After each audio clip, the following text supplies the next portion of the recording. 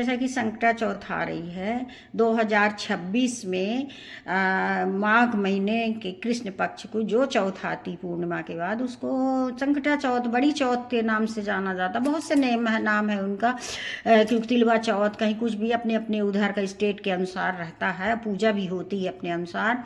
और तो उसकी है तो मैं सोची थोड़ा सा एक कथा डाल देती हूँ इसकी। और पूजा तो विधि सब कोई जानता है ना। तो मैं इसकी कथा कुछ इस प्रकार है। एक बूढ़ी माँ थी, उसके एक बेटा था। अब बेचारे गरीब परिवार की थी, तो बेटा पशु चराने चला जाता था और माँ अपना घर में खाना पीना बनाती थी। तो उसका उस दिन संकटा चौथ का व्रत था।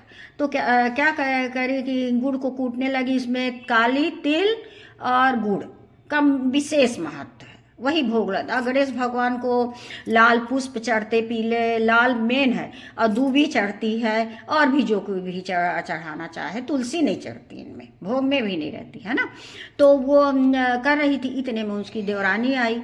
देवरानी आके देखती है कि अरे ये तो बहुत अच्छा पकवान बना रही है, और लड़का तो चला गया है, दिन भर के लिए चला जाता है, बढ़िया बना बना के खाती है। तो फिर जब उसका बेटा आता है तो कहती है कि तुम्हारी माँ तो, तुम दिन भर के लिए चले जाते हो घर से बाहर, तुम्हारी माँ बढ़िया बड़े अच्छे अच्छे पकवान बना के खाती है। अब तो उसका दिमाग घूम गया बेटे का कि देखो मेरी माँ ऐसे हो सकती है क्या। तो आके बोलता है कि माँ, जब मैं चला जाता हूँ घर से बाहर काम में, तो तुम जो है तो अच्छे अच्छे पकवान बना के खाती हो। तो कह बोला कि नहीं बेटा, ऐसा कुछ नहीं, आज मेरा व्रत है संकटा चौथ का, बड़ी चौथ का। तो मैं गुड़ कूट रही थी, तिलकुट बना रही थी, लड्डू बना रही थी, क्योंकि पूजा में चढ़ाऊंगी। तो इसमें गणेश भगवान की पूजा होती है और चांद का दर्शन होता है। इसके बाद अर्घ देते हैं, पान दूध फूल से, सबसे दूध गंगा जल सब चीज़ों से।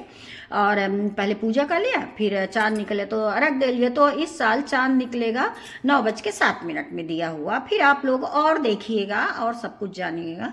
तो फिर वो बोलता नहीं माँ, आप तुम तो झूठ बोल रही हो, ऐसा हो ही नहीं सकता। बोले बेटा अब मैं क्या बताऊँ। तो बोला कि मैं घर से बाहर जाऊँगा, घर छोड़ दूँगा, कहीं भी चला जाऊँगा कमाने खाने, यहाँ नहीं रहूँगा, तुम ऐसे करते हो।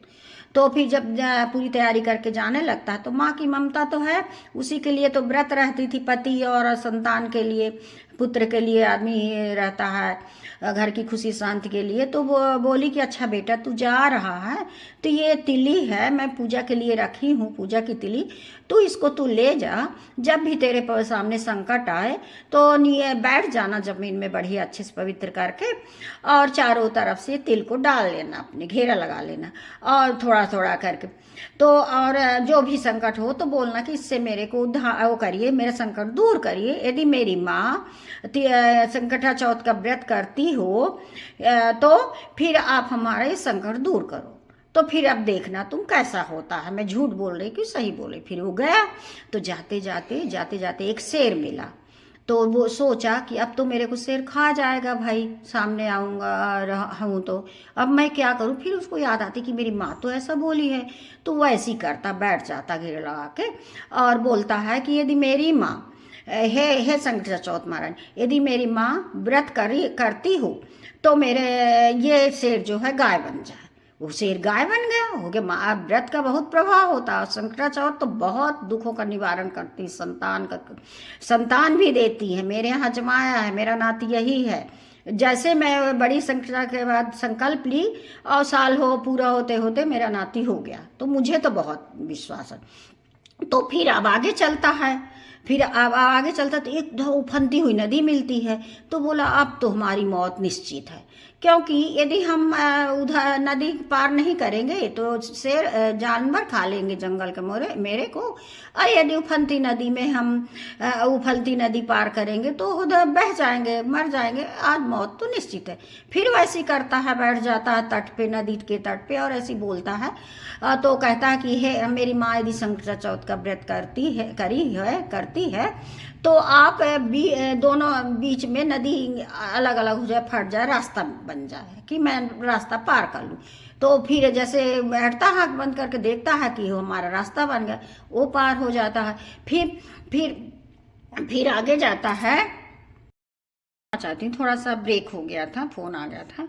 तो आगे जब चलता है तो उसको प्यास लगी रहती है, तो ये घर में जाता है, खड़ा हो जाता है, तो क्या देखता है कि उस माँ, उस बूढ़ी माँ के भी एक बच्चा रहता। तो वहाँ जो आवा लगाते हैं, मतलब घड़ा पकाते हैं, उसका क्या नाम होता है, जहाँ बर्तन पकाए जाते हैं, मिट्टी के बर्तन पकाए जाते हैं, तो उसमें जो है तो कहते हैं बलि चढ़ाते थे जब भी आवा लगवाए। तो राजा का आवा लगना था उसमें, तो राजा सबका वो था उस दिन उसी के लड़के का वो था कि इसको अब बलि दी जाएगी।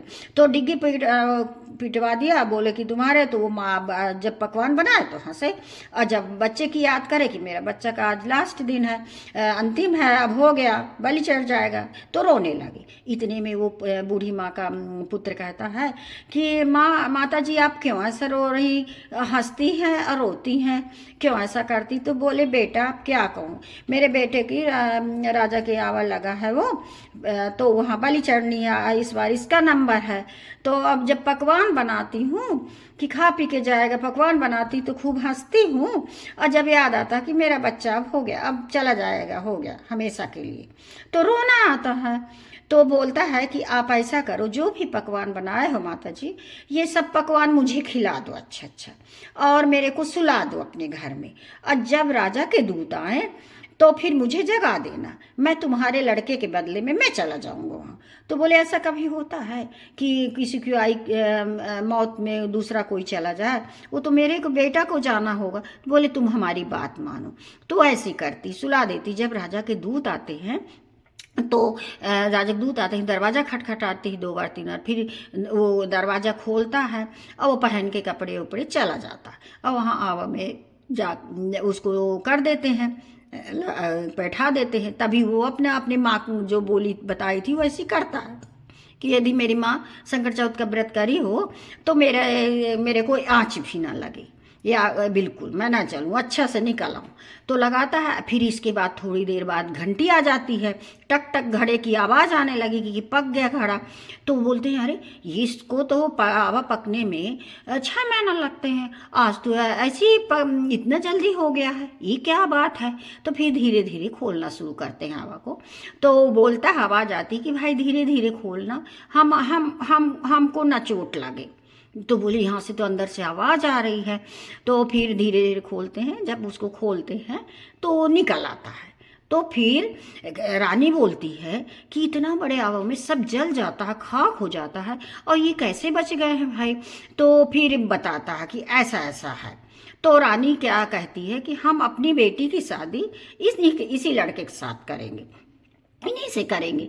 तो हो गया, राजा भी तैयार हो जाता है, बढ़िया अपनी पुत्री को, राजकुमारी की शादी उसके साथ कर देता है, और वो उनके घर महल में रहने लगता है। एक दिन क्या होता है, छत में जाते हैं दोनों टहलने के लिए। तो बोलती है राजकुमारी कि ये बताओ आपके घर बार है कुछ, कहाँ है घर है, कौन देश के हो, कहाँ के हो? तो बोले मेरे घर भी है, मेरे माँ भी है, परिवार है, मैं यहाँ आया हूँ। तो बोले कि फिर आप हमको ले चलो, यहाँ क्यों रहते हो? तो बोले अपने पिताजी से आप पूछ लो, तुम पूछ लो, वो तैयार हो। तो पूछते हैं तो पिताजी बोलते हैं अरे वाह, इससे बढ़ के बात क्या है कि बेटी शादी के बाद अपने घर में रहे, अपना घर बसाए। जमाई का भी बहुत महत्व होता है, और घर जमाई खाक जमाई होता है, उसकी कोई वैल्यू नहीं रहती है। ऐसा करके राजा तैयार हो जाता है। अब दोनों चले जाते हैं अपने यहाँ। तो जब घर के गाँव के पास पहुँचते हैं तो अपने दूत को भेजते कि जाओ मेरे माँ को बोल देना कि तुम्हारा पुत्र आया। तो जाते हैं राजा के दूत और कहते हैं कि तुम्हारा पुत्र आया है।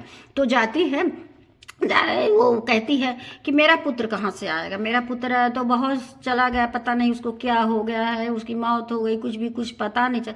बोले नहीं। फिर जाके बेटा बहू जाते हैं और माँ, बूढ़ी माँ का दंडवत प्रणाम करते हैं। पुत्र बोलता है माँ मैंने तो बहुत बड़ा पाप किया है, जो इस तरह मैं किया हूँ, मेरे पाप को माफ़ करो, क्षमा करो माँ। वो ऐसी सबकी माँ होना चाहिए। अब जैसा संकटा महारानी ने उसका बच्चे की सब कष्ट दूर करे, वैसी सबका करे। और माँ और बेटे में, माँ और पुत्र में ऐसी संबंध होना चाहिए। संकटा चौथ में तो घर की शांति भी मिलती है।